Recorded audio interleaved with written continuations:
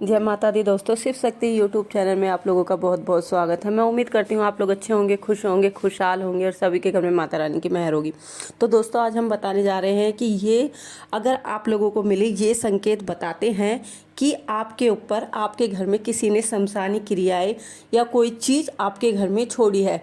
वैसे तो हम सभी लोग जानते हैं, जब हमारी ज़िंदगी नॉर्मल चल रही होती है तो हमसे ज़्यादा अगर हम दुखी हैं तो हमसे कोई, किसी को कोई दिक्कत नहीं होती, सब खुशी होते हैं। भाई हाँ, इनके तो दिक्कतें हैं, ये हमारे मुंह पे सब मीठा मीठा बोलते हैं, भगवान करे तुम्हारी दिक्कतें दूर हो जाए।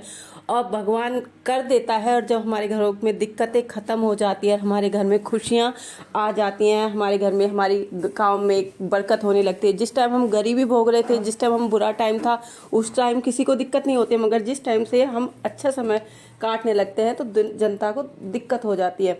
और वो हमारे ऊपर कई लोग शमशानी क्रियाएं या कुछ भी गलत क्रियाएं हमारे ऊपर करवा देते हैं। तो कैसे पता लगाएंगे कि हमारे ऊपर शमशानी क्रिया या गलत क्रियाएं हमारे ऊपर की गई हैं? तो कुछ ऐसे संकेत मैं आप लोगों को आज बताने जा रही हूँ, जिनके ज़रिए आप आसानी से जान सकते हो कि आपके ऊपर किसी ने शमशानी क्रिया की है। तो सबसे पहले, जब किसी के घर में ये क्रियाएं कराई जाती हैं, शमशानी क्रिया या कोई भी जादू टोना या घात वगैरह कुछ छोड़ा जाता है, तो उस घर में पहली बात तो आपसी प्रेम, आपसी झगड़ा, बिल्कुल आपस में जो प्रेम भाव होता है वो बिल्कुल ख़त्म हो जाता है। हमेशा घर में सिर्फ लड़ाई झगड़े का माहौल रहता है, कोई किसी की बात सुनने के लिए तैयार नहीं होता, सब एक दूसरे को काटने के लिए तैयार दौड़ते हैं और हर किसी को अपनी बात सही लगती है, दूसरे की बात गलत लगती है।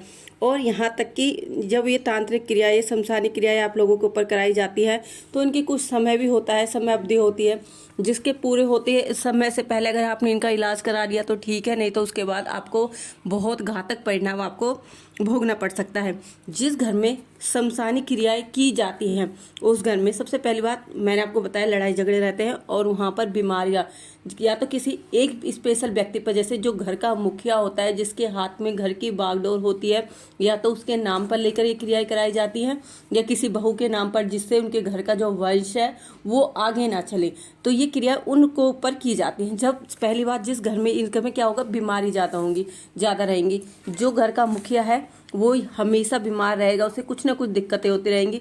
और जो अगर स्त्री के ऊपर ये कराई है, बहू के ऊपर ये क्रिया कराई है, तो उस जो स्त्री है, जो बहू है, उसकी भी तबीयत खराब रहेगी, उसकी या तो पीढ़ों में दर्द होगा या पेट में दर्द रहेगा, या वो भी कहीं ना कहीं दर्द रहेगा, और वह कभी भी कंसीव नहीं कर पाएगी।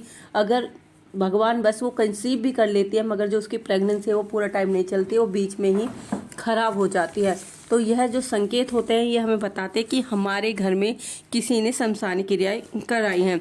और क्या होता है, जब शमशानी क्रियाएं कराई जाती है तो जो होली दीपावली आती है, आपने देखा भी होगा, जिनके ऊपर नेगेटिव पावर या नेगेटिव चीज़ें होती हैं, शमशानी क्रिया होती है या किधर लगी लगाई होते हैं, वो उनकी पावर जो होती है वो क्या होते हैं, होली दिवाली वो बढ़ जाती है। तो होली दिवाली आपके घर में जो है परेशानियां बढ़ जाती है, आपकी जो दिक्कतें हैं वो दोगुना हो जाती है। तो इन सब का कारण क्या होता है, कभी आप लोगों ने जानने की कोशिश की कि ये सब कुछ हमारे साथ क्यों हो रहा है? क्योंकि किसी ने आपके ऊपर कुछ करा है। आज का जो टाइम है, बहुत से लोग इन सब चीज़ों को नहीं मानते, बहुत से लोग चीज़ कहते हैं कि ये सब कुछ अंधविश्वास है, इसमें कोई अच्छी बात नहीं है, ऐसा लोग क्यों करेंगे, किसी के पास इतना टाइम नहीं है। मगर दोस्तों, आज के टाइम में अगर भगवान है तो शैतान भी है। भगवान से कम आज के टाइम में शैतान बैठे हैं, जो हर किसी की खुशियों में आग लगाना चाहते हैं। तो ये सब क्रियाएं भी होती है। और क्या होता है, जिस व्यक्ति के ऊपर ये जो शमशानी क्रियाएं की जाती है, उस व्यक्ति का है पूजा के, उसका पूजा में ध्यान नहीं लगता है उसको। वो आप चाहे कितना ही उसे पूजा की ओर खींचने की कोशिश करो, वो उस ओर नहीं जा पाता है। वो सिर्फ गलत संगतों में वो पड़ता है, अच्छी जगह वो नहीं जाता है।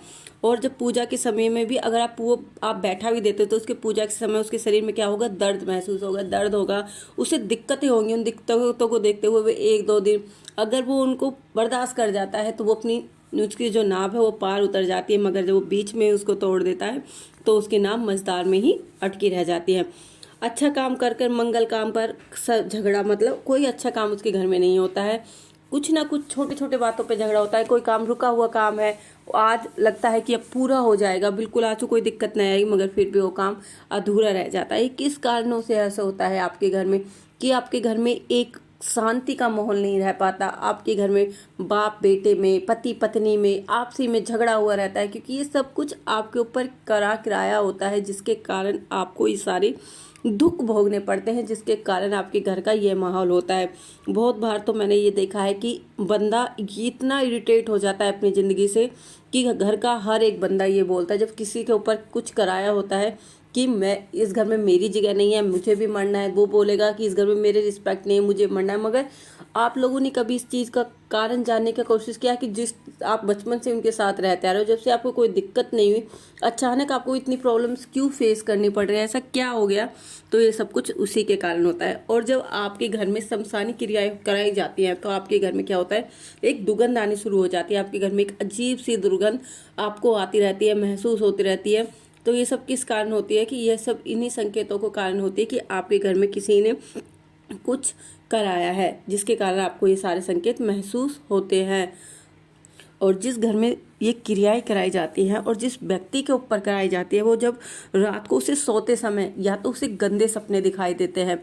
गंदे समय अगर लेडीज़ के ऊपर कराया है तो लेडीज़ को ऐसा लगेगा कि कोई व्यक्ति उसके साथ शारीरिक संबंध सपने के माध्यम से उसके साथ शारीरिक संबंध बना रहा है, कोई बच्चा मरा हुआ है, कुछ उसे गलत सपने दिखते हैं, उसे डरावने सपने दिखते हैं और कई बार तो सोते सोते डर जाती हैं, चीख निकल जाती है। तो ये सब किस कारण होता है? कई बार तो हम सोचते हैं अरे सपना है, सपना का क्या है, आपने कुछ बुरा देख लिया होगा, मगर नहीं।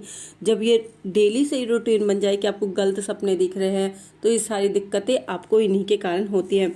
और जब आपके घर में किसी ने शमशानी क्रियाएं की जाती है और आप कभी किसी चीज़ की आपने अखंड जोत जलाई है तो वो अखंड जोत भी जल नहीं पाती है, वह पूर्ण रूप से जल नहीं पाती, वो बीच में ही बुझ जाती है।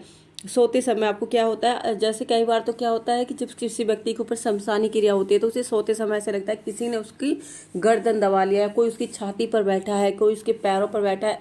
व्यक्ति को ऐसा महसूस होता है कि उसके पास कोई बैठा है और उसके शरीर को दुख दे रहा है।